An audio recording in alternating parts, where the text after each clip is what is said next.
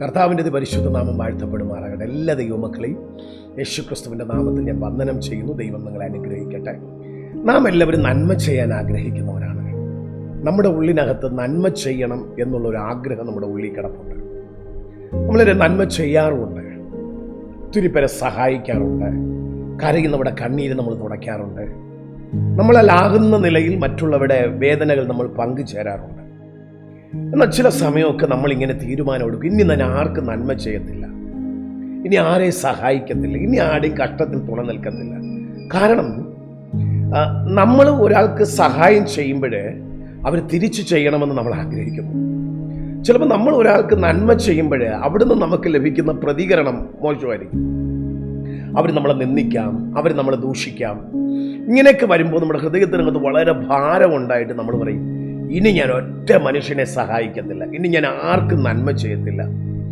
ചിലപ്പോൾ നമ്മുടെ വീട്ടിനകത്ത് നമ്മൾ നന്മ ചെയ്യുന്നു, വീട്ടിനകത്തും തന്നെ നമ്മൾ ചെയ്ത നന്മയ്ക്കെതിരെ നമ്മുടെ മനസ്സ് വേദനിക്കത്തക്ക നിലയുള്ള പ്രതികരണം ഉണ്ടാകും.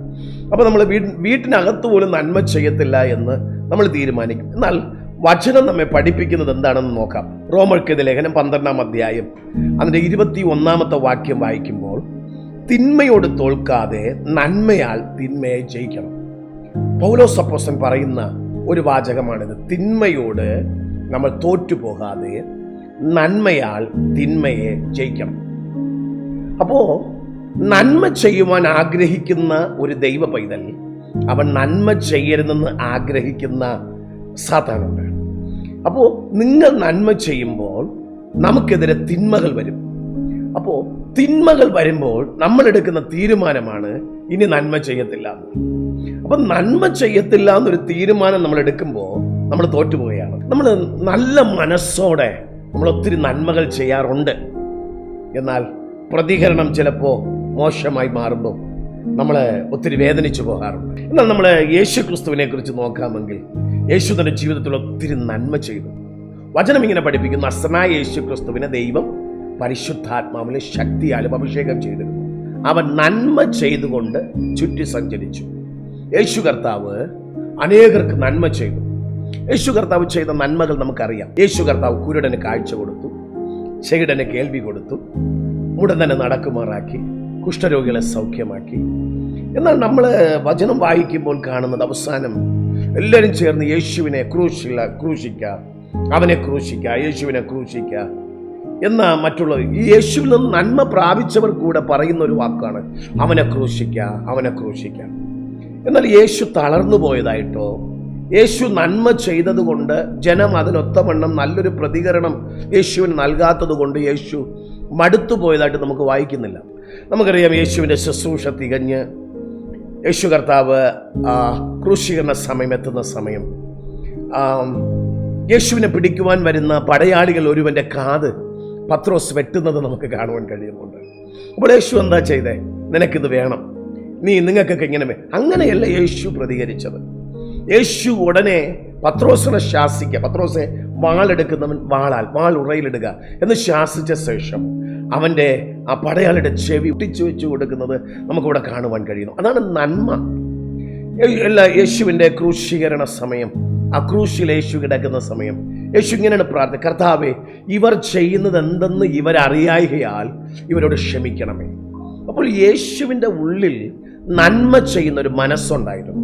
എത്ര തിന്മ വന്നാലും യേശു നന്മ ചെയ്യുന്നത് വിട്ടുകളയുന്നില്ല. നമുക്ക് നോക്കുമ്പോൾ നമ്മുടെ വീടിൻ്റെ മുറ്റത്ത്, നമ്മുടെ വീടിൻ്റെ പറമ്പിൽ മരങ്ങൾ നിറയെ നമ്മൾ നട്ടുപിടിപ്പിച്ചിട്ടുണ്ട്. മാമരം, പ്ലാമരം. എന്നാൽ നമ്മുടെ വീട്ടിൽ ഒരു വരിക്ക മാങ്ങ കായ്ക്കുന്ന ഒരു മാവുണ്ട് എന്ന് ചിന്തിക്കുക. ആ മാവ് നന്നായി കായ്ക്കുന്നുണ്ട്. പെട്ടെന്ന് നമ്മുടെ കുഞ്ഞുങ്ങളൊക്കെ ആ മാവിൽ കല്ലെറിയും. ചിലപ്പോൾ മാവിനെ വെട്ടാറുണ്ട്, കൊമ്പുകൾ മുറിക്കാറുണ്ട്. എന്നാൽ ഇന്ന് വരെ ആ വരിക്ക മാവ് കല്ലെറിയുന്നത് കൊണ്ട്, അതിനൊരു തിന്മ മനുഷ്യൻ ചെയ്യുന്നത് കൊണ്ട് ഒരു ദിവസം പോലും പുളിച്ച മാങ്ങ ആ മാവ് കായ്ച്ചിട്ടില്ല.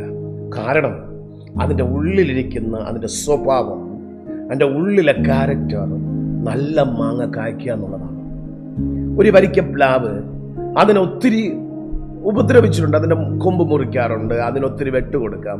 എന്നാൽ ഇന്ന് വരെ അതിനകത്ത് നിന്ന് എല്ലാവരും ഉപദ്രവിക്കില്ല, അതുകൊണ്ടൊരു കൂഴച്ചൊക്കെ കൊടുക്കാം എന്നത് ചിന്തിച്ചിട്ടില്ല. കാരണം അതിൻ്റെ ഉള്ളിലെ സ്വഭാവം തന്മ ആ നല്ല ഫലം കായ്ക്കുക എന്നുള്ളതാണ്.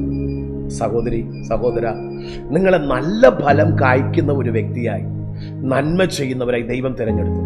എല്ലാവരെയും ദൈവം അങ്ങനെ തിരഞ്ഞെടുക്കണമെന്നില്ല.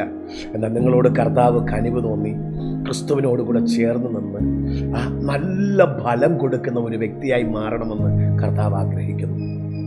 ഇന്ന് നിങ്ങൾ ഒത്തിരി വേദനിച്ചിരിക്കുന്ന വ്യക്തിയാണ്. ഇത്ര നന്മ ചെയ്തിട്ടും, ഇത്ര സ്നേഹിച്ചിട്ടും എന്നെ ഇത്രയും വെറുക്കുവാണല്ലോ, എന്നെ ഇത്രയും ഒതുക്കുവാണല്ലോ, എന്നെ ഇത്രയും നാറ്റിക്കുവാണല്ലോ, മറ്റുള്ളവരോട് എന്നെക്കുറിച്ച് അനാവശ്യമായി പറയുവാണല്ലോ, എൻ്റെ കുടുംബത്തെ ഇവരൊക്കെ ഇങ്ങനെ വെറുക്കുവാണല്ലോ. ഒത്തിരി ഹൃദയത്തിനകത്ത് നീ വേദനിച്ചുകൊണ്ടിരിക്കുക. എൻ്റെ ഹൃദയത്തിനകത്ത് പിശാചു എന്ന് പറയുക, നീ എന്തിനാ നന്മ ചെയ്യുന്നേ? ഇവരൊക്കെ നിനക്ക് തിന്മ ചെയ്യുമ്പോൾ നിനക്ക് തിന്മ ചെയ്തൂടെ? എന്നാൽ യേശു നിന്നെ ആ ഭവനത്തിനകത്ത് വെച്ചിരിക്കുന്നത്, യേശു നിന്നെ ആ സഭയ്ക്കകത്ത് വെച്ചിരിക്കുന്നത് നന്മ ചെയ്യുന്ന ഒരു വ്യക്തിയായിട്ടാണ്. അതുകൊണ്ട് ക്രിസ്തുവിനോടുകൂടെ ചേർന്ന് നിന്ന് ക്രിസ്തുവിനെ പോലെ നന്മ ചെയ്ത് അനേകരെ നന്മയിലേക്ക് നടത്തുവാൻ ദൈവം നിങ്ങളെ സഹായിക്കട്ടെ. കർത്താവ് നിങ്ങളെ അനുഗ്രഹിക്കുമാറാകട്ടെ. ആമേൻ.